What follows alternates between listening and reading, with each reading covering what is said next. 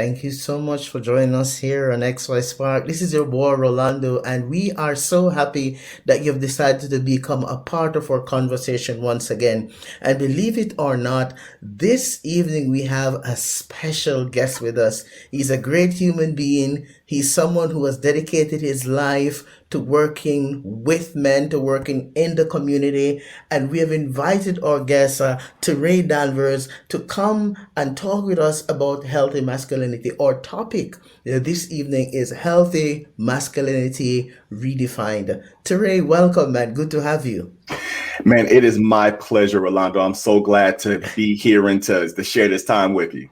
Yeah, it's been a while. We've been trying to connect, hey, and finally, you're here. We are here. So this is great, and we just wanted to extend to you, Terry, what we call the XY Spark membership. And so officially, you've become a part of the XY Spark family, and we want you to know that we're glad that you're here. So, Terry, tell us a little bit about yourself. Man, well, first of all, thank you for the membership. I am honored to be a member of the XY Spark family. Yeah, just a little bit about me. I am a pastor.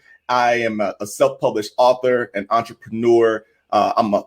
Proud to be a father and just trying to work this thing out to be, a man, a productive person in society with everything that's going on and trying to just be an example to other men. So definitely excited to be here and to share this space with you. Thank you so much, Tere. Tere, we want to tell you that right now you have become a part of season 2 of XY Spark. So far, we have had some phenomenal feedback and support from men right around the world. We have even listeners down in Australia who have really been following us and sharing with us. And so we want to continue that in season 2, where we have decided to go live with XY Spark. So those are listeners who are watching our Facebook page or tuned into our YouTube, they can put a face to the name XY Spark. They can meet our guests and have that personal encounter.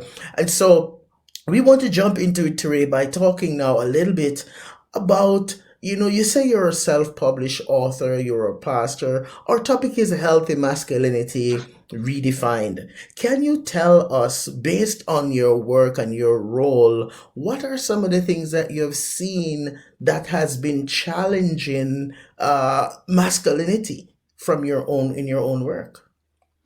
Yeah, so I think one of the things that we have to realize or start with is the definition of masculinity. What does it mean? I think in our society, gender roles and responsibility are being challenged and trying to be redefined. What is expected? What is defined as a man? What are the things that a man should do? How he should be? How he should present himself in society? And I think that you have a lot of information that is coming in, a lot of agendas from social media, from different social groups about what it means, how a man should respond, how a man should act, and even challenging what we commonly known as, the strength of a man as being challenged. And part of it is dealing with the equality of everyone. But even with the equality of everyone, we have to realize that there's still distinctives that define masculinity versus other other roles that we have. Even the idea of non-binary, where you have the option to opt out of even selecting being considered a man or a woman, that there's this third option now. I think those are some of the things that we see that are challenging masculinity. Is really just the definition of it. And so we have to realize, that even though society wants to change, we got to know within ourselves what it means to be a man, what it means to be masculine, and that there's nothing wrong with understanding and defining our uniqueness as a role, and it does not take away from others. Thank you, Terry, because you're so correct, and I think you've really touched on a delicate subject. Not many persons want to talk about it now,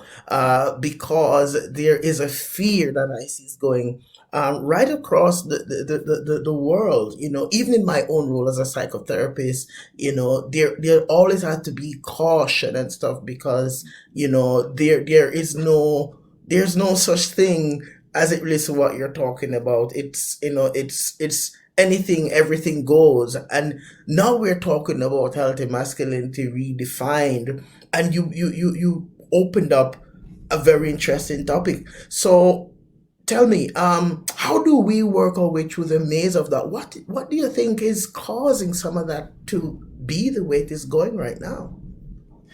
Yeah, I think a lot of it is the agenda of different people that want to seek for equality. And don't get me wrong, I'm all for equality. This is I recognize that historically our society has been male dominated, and when you have women that are trying to have their own voice, they recognize their own place. When you even have the gay and lesbian community that wants to have their own voice and to create this place of equality, that the way that a lot of people seek to do that is to tear down the others. And one thing that I have learned just in relationships and dealing with people is that you treat everybody right, but there's this idea of fairness that means that you treat everybody the same. And that's where we have to realize that there is a difference, that you can treat everybody right, but that doesn't mean that you treat them the same. And recognizing that we all have a place, and it does not mean that there's certain things that only a man can do or certain things that only a woman should do. But at the end of the day, those tasks do not take away from the definition of who you are. That, for instance, historically, the woman would take care of the domestic responsibilities of the house. Well, if I'm cleaning the house, it does not take away from my masculinity because I want to have a clean house or because I want to prepare a meal for my family. It does not take away from my masculinity. If my wife works and helps to bring in income, it does not take away from my masculinity. And so we have to realize that all of these superficial things that we have identified as a threat to our masculinity is really viewed as a threat because we don't really understand what it means to be a man. That my manhood is not defined by me being the breadwinner. That my manhood is not defined by me mowing the grass or taking the trash out. My manhood, it has to be deeper than that. But when we put it on a surface level, then we allow everything to be a threat to that. And then the conversation, the narrative changes. Wow, man, that is so powerful. Because what you just said, Teray, a lot of men struggle with that. There are men now who feel like because I'm not providing and because my partner is in a certain space and she's working more money than me, I'm failing Mm. as a man. And so that alone starts impacting his outlook on life, how he sees himself, his role in the home.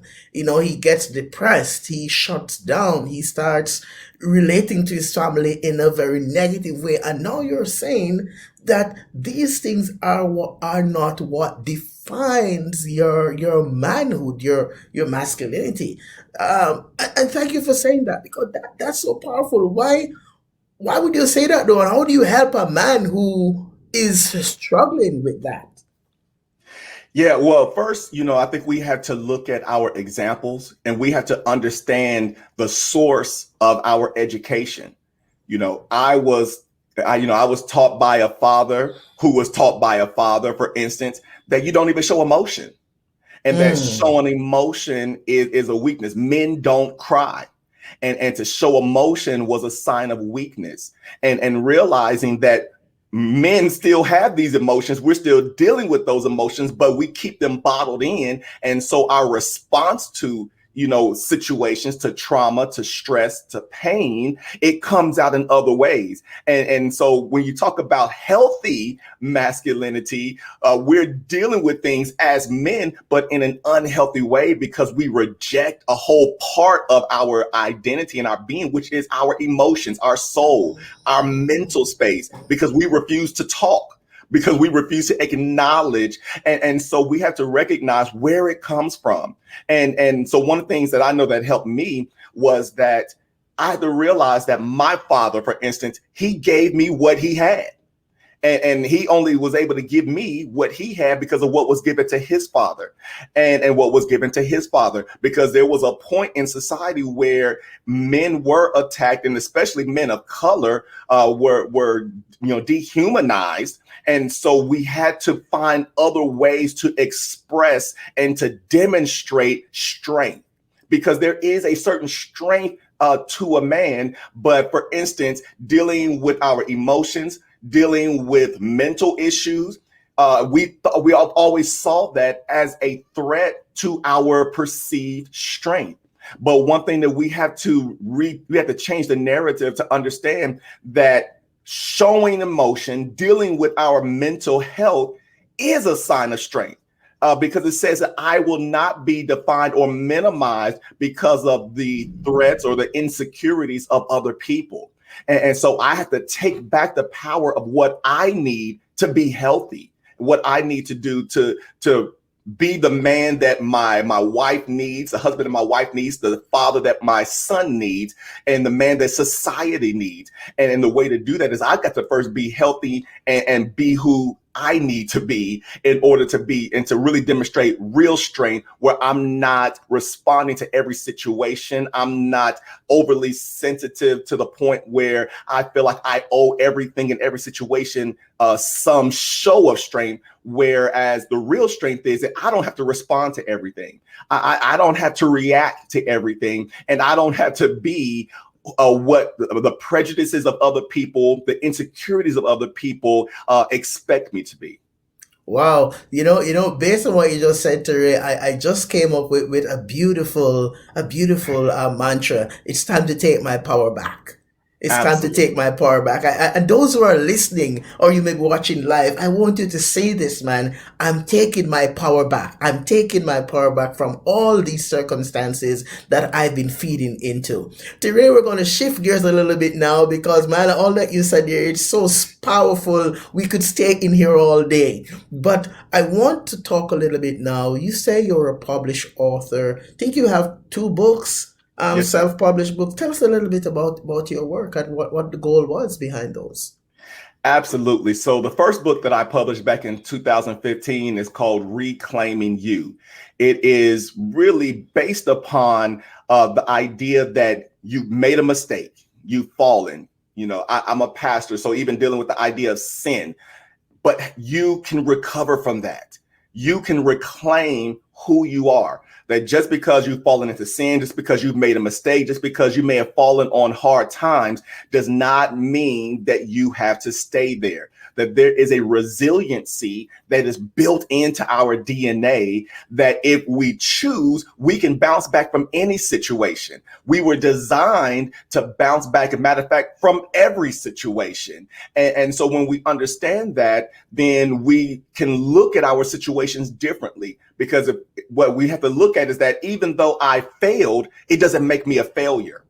Just because I made a mistake doesn't mean what makes me a failure is my refusal to bounce back, my refusal to get up.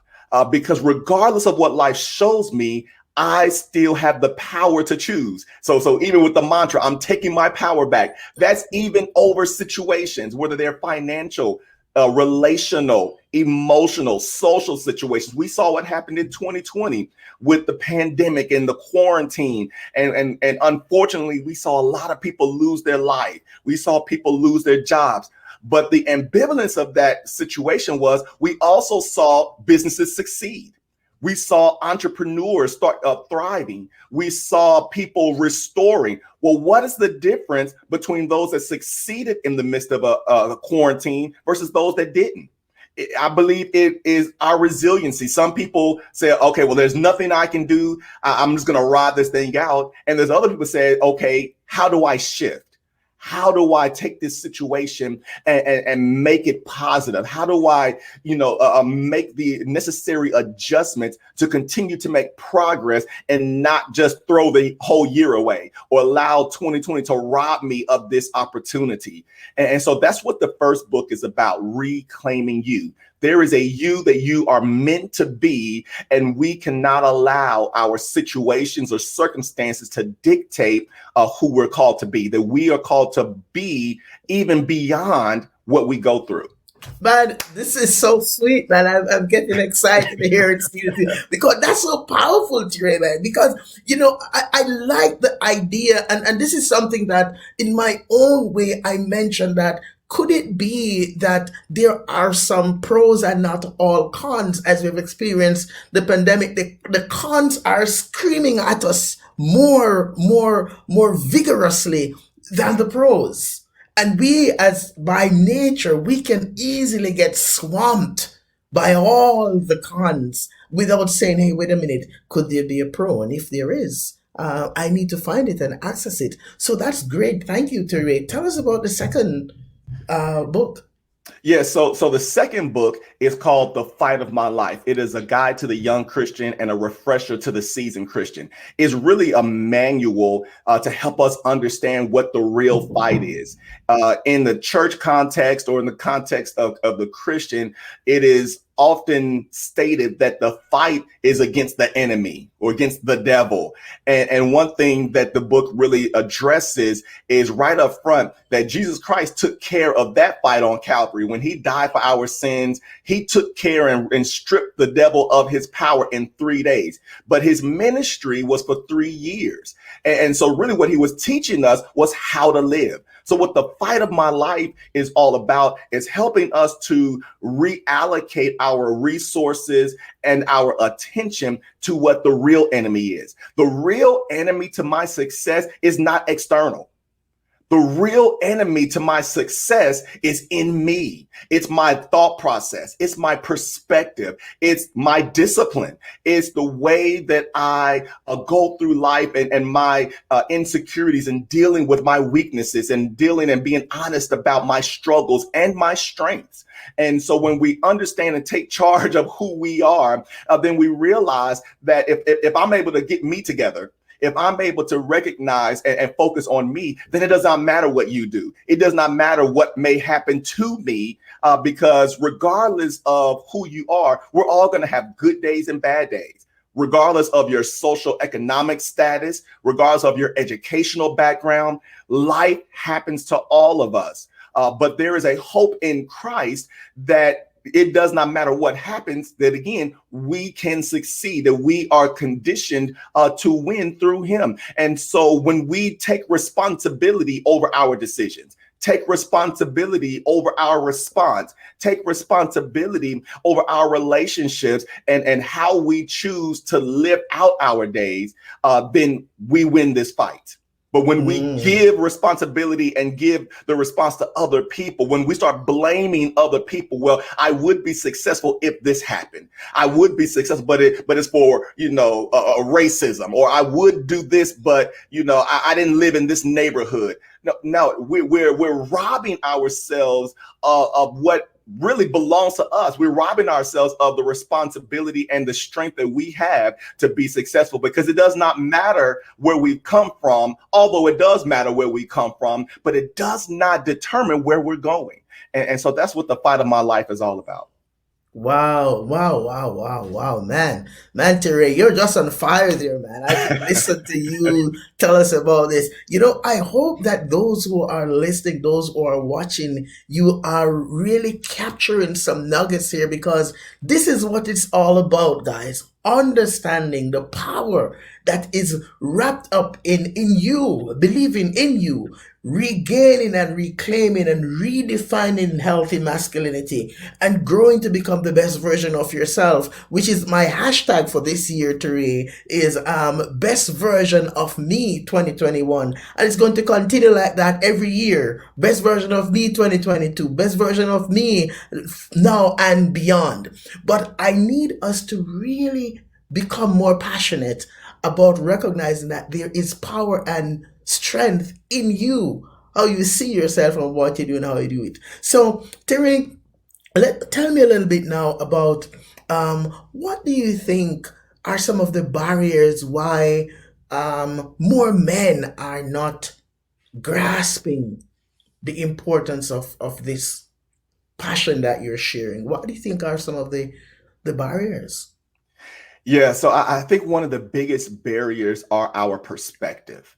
Perspectives matter. How you see yourself, how you view your situations, how you view your past, how you view your status currently, how you even view your future and where you're going. I think a lot of that has to do, I think a lot of that is the barrier to this issue, because when I see myself in the light of how people expect me, then a lot of times I will deny who I really am, trying to be who you expect me to be. And so I have to take the time. My future demands my attention. My success demands my focus. And when I'm so focused on who other people expect me to be, when I'm so focused on other people's identity and definition of success, then what may work for them may not be for me. I'm not called to be someone else. And when I get into that perspective trap, then what happens is I begin to train myself to think like and to imitate other people and deny the uniqueness that is me. And so our perspective is so vital that we protect it and really take the responsibility of defining, all right, that's successful for Rolando. He's a psychotherapist, but I'm not a psychotherapist. So what does my success look like? What is the definition? What is my lane? And when I'm able to take the time to understand that and be confident and comfortable that my success may look different than your success, but it's still success and it does not take away from another man's success, then I think we're in the right, in the right path, in the right pattern to be who we need to be. Wow, thank you, Tarray. That's powerful. So perspective, viewing the world through a different lens. Hmm. That's what you're saying. So tell us now, solutions to this. How do we help a man that's listening right now to wrap his head around what you're purporting here? Because you're saying perspective, you're saying, hey, believing in yourself, but how do we help more men to grasp the value of what you're saying? What's the solution here? Yeah, so I think the solution to our perspective is that we have to evaluate our crowd. We often will assimilate to who's around us. And so we got to be very careful that we are surrounding ourselves with people that have a genuine interest in helping us be the best version of ourselves, as you mentioned. I think that it is so important that we don't surround ourselves with people that try to keep us in a box, that are trying to limit us, but that give us the freedom to be us, which means that we have the freedom to succeed, but also the freedom to fail. That we have the freedom to try things, that we have the freedom to just be, even if who we're being makes you uncomfortable, even if who we're being is someone that you may not understand completely, but that but it starts with us. It starts with us, that we have to take the reins, and we have to take the time and maintain, and to maintain and understand who we are called to be, and understand that I need to surround myself with people that are not intimidated, but that will support and invest in who I'm supposed to be. And that's not always money, but that's encouragement. That's, hey, Rolando, you know what? You messed up. Keep going. Pick yourself up. I'm here for you. I'm supporting you. I believe in you. And a lot of times when we don't have that support, because we all need affirmation, then it pulls us back into a place where the threat is we will become imprisoned by the moment. And so we need people around us that when we have bad days, when we're not in a good space, that can remind us of who we're called to be, remind us of what our goals are, and push us to that end.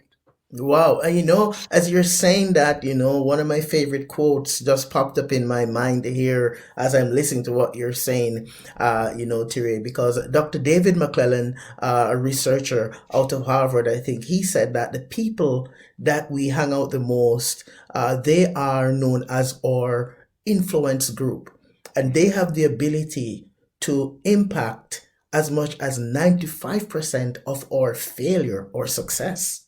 Now, the first time I read that quote, it blew my mind. I sat and allowed it to percolate for a little bit, and I'm saying that is so true.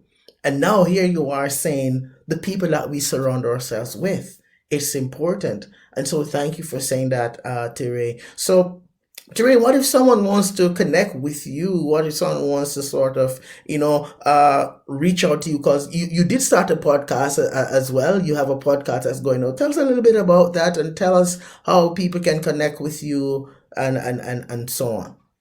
No, absolutely. The influence that you're talking about is so necessary. The voices that we allow in our head is so necessary, because the people that we give the permission to speak into our lives, we give them the power to help shape us.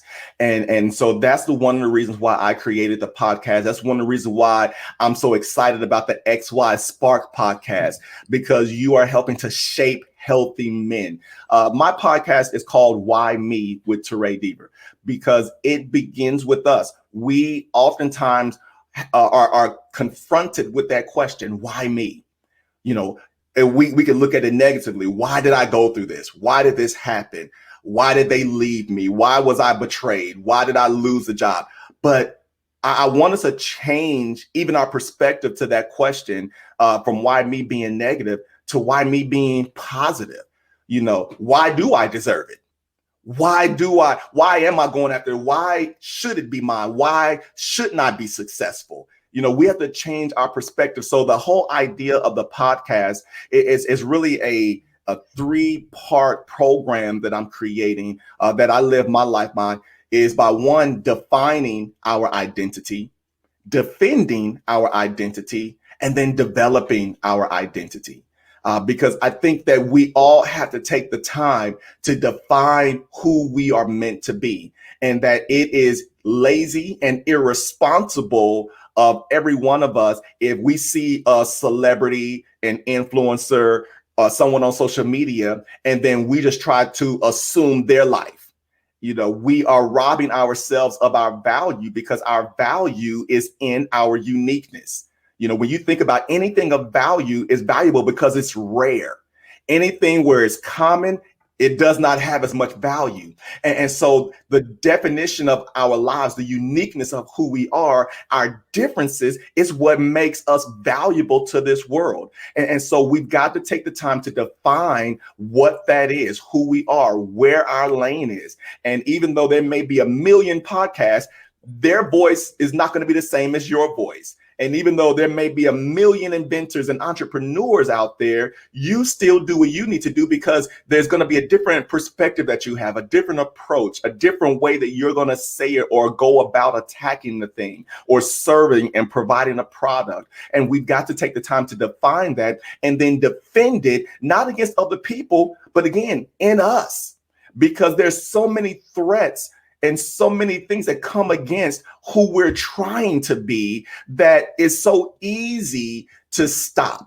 The negative voices that are in our own heads sometimes scream at us louder. You mentioned that already. Scream at us louder than the positives. So the defense of our identity is not me fighting against another person. It's me settling the issue in me, that even when I go through bad times, that my mistakes, my moments don't define who I am. And then we must constantly be in the place of development, which, again, I love your mantra. I share the same thing. One of the things that I always say is that I'm never going to be satisfied with yesterday's version of me, because every day provides me another opportunity to get a little bit better. And my goal is not to be better than you, but it's to be better than yesterday's version of me. If I am better than yesterday's version of me, then I'm winning. And then guess what? Now I can also celebrate you, because I don't view you as a competitor, because the only competitor is yesterday's version of me. As long as I'm better than yesterday's version of me, then I'm growing. And so that's what my podcast is all about. That's the premise of it. And so it's on every major platform out there. You can connect with me on IG at Tarray Deaver. And also I'm on Facebook at Tarray Deaver as well. So man, this has been a tremendous time, and I would love to do this again, man. I'm enjoying myself. Listen, Terry, man, I'm telling you, buddy, I'm pumped right now because, let me tell you, man, as I'm listening to you, life is like a jigsaw, and we have got to keep searching until we find the right fit. And what I think happens to us a lot is that we miss that process because we want to find the right piece right away. And sometimes when you're doing a jigsaw, you may have a piece in hand and you're like, this has to be it. But when you put it close enough, it's not it. Does that mean you quit? No, you keep going. So I really love, there's so much value in what you just said, Tarray. And thank you so much. And I like to hear what you're doing about the podcast because it's exciting, that redefining moment and stuff. And the piece that I want to reiterate is this. There is still beauty in authenticity. Okay, that's in a nutshell is what Tarray is bringing out. There is still beauty in authenticity because here's what big reality is, Tarray. I may see you across the room and I'm saying, man, I wish I could be like that guy. Okay, and the reality is I'll never be like you, but neither will you ever be like me. That's right. That's right. And we have got to appreciate that. There's value in that. There's beauty in authenticity, and we've got to love that. Tarray, man, I had so much fun, buddy. Thank you so much for being here, man. Is there any closing thing that you'd like to say before we wrap up, man? Man, I don't even want to get started again. I think you wrapped it up beautifully. The beauty in authenticity. We have to be able to be confident in ourselves enough to appreciate that in one another. We've got to band together as men to lift each other up because we were not created to do this thing alone. We need good, positive people in our journey with us.